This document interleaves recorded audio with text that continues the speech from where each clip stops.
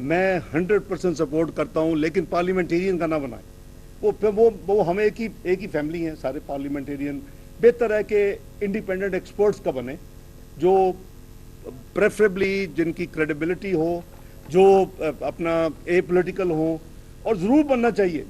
और उसका टीओआर सबसे पहला ये होना चाहिए कि 24th इकोनॉमी से 47 क्यों बनी, उसके रीजंस, और उसका ताकि हम सबक सीखें। जब मैं ये नहीं कह रहा कि खुदा ना खास्ता कोई आप किसी को फांसी लगा दें, लेकिन उसका हम सबक सीखें ना। ये तो एक हकीकत है कि मैंने तो नहीं रेटिंग की ना, मैंने तो 24 जो रेटिंग पाकिस्तान की थी मैंने तो नहीं की, प्राइस वाटर्स कूपर्स ने की थी, या 47 की तो ग्लोबल अदारे ने की है पिछले साल। तो ये बनना चाहिए। समझता हूँ कि हमने पूरी कोशिश करनी है, जो अल्लाह ने कोई इल्म दिया है, सोच दिया है, कोई तजर्बा दिया है 30 साल में, उसको पूरा तरह का, बाकी रिजल्ट्स साले सब अल्लाह ताला देते हैं। कि हमें मुकम्मल यकीन ईमान के साथ कोशिश करनी, वो हो रही है। वो मैं अपनी टीम का बेहद मशकूर हूँ कि ये बेचारे ना हफ्ता देखते हैं, ना इतवार देखते हैं, ना रात देखते हैं, ना दिन देखते हैं। तो वो हम लगे हुए हैं, और आपकी दुआएं और कौम की दुआएं, इंशाल्लाह हम निकल जाएंगे, मेरा यकीन है। और मैं तो यहाँ तक कॉन्फिडेंट हूँ कि ये 30 जून तक हम इंशाल्लाह इस स्टेट बैंक के रिजर्व जो है $10 बिलियन से ऊपर ले जाएंगे, और नेशनल रिजर्व 16 बिलियन के करीब इंशाल्लाह अल्लाह ने चाहा चले जाएंगे। हमने जितने प्रायर एक्शंस करने थे जी सो फार अल्हम्दुलिल्लाह हमने पूरे कर दिए।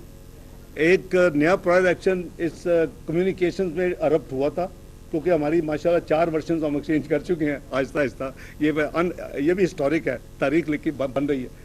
तो वो भी हमने ईसीसी परसों करके उसको भी कर दिया।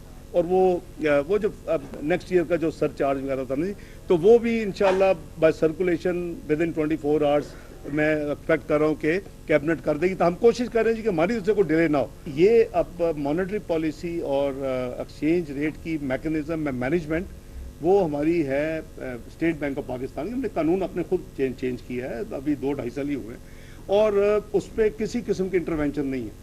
वो जब मैं जहाज़ में बैठा था तो लोगों ने बड़ी मेहरबानी की और खुद ही शुरू हो गए, और वो करते करते 217 पे आ गया। जब मैं वाशिंगटन एनुअल मीटिंग में गया तो पीछे पता नहीं क्या जादू चलाया किसी ने, वो दोबारा रिवर्स शुरू हो गया। कल क्या हुआ उसका भी मुझे नहीं पता, आज क्या हुआ, आज फिर वो 8-10 रुपये बेहतर हो गया। और उस पर स्टेट बैंक भी, कस्टम्स भी, इन्होंने काफ़ी कंसाइनमेंट्स पकड़ी भी हैं। और आपकी इंफॉर्मेशन बिल्कुल दुरुस्त है कि जहाँ वीट स्मगल होती थी, जहाँ फर्टिलाइजर स्मगल होता था हमारा इंपोर्टेड, वहाँ अब डॉलर भी स्मगल होते हैं।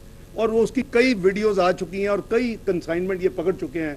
अपना तारक पाशा साहब और चेयरमैन FBI साहब बैठे हुए हैं, ये तफसील दे सकते हैं।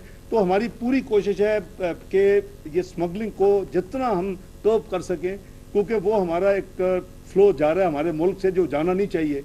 मैं नाम नहीं लूँगा, एक सिक्योरिटी एजेंसी ने तारक बाजवा साहब को बताया कि जी 1 साल में उनकी जो सिक्योरिटी वैन्स हैं वो $2 अरब कैश लेके जाती हैं पेशावर में। ठीक है जी, $2 अरब, यानी आपके साउथ से नॉर्थ जाता है, वहाँ कहाँ जाना है, जाहिर स्मगल होगा, कहीं जा रहे हैं ना।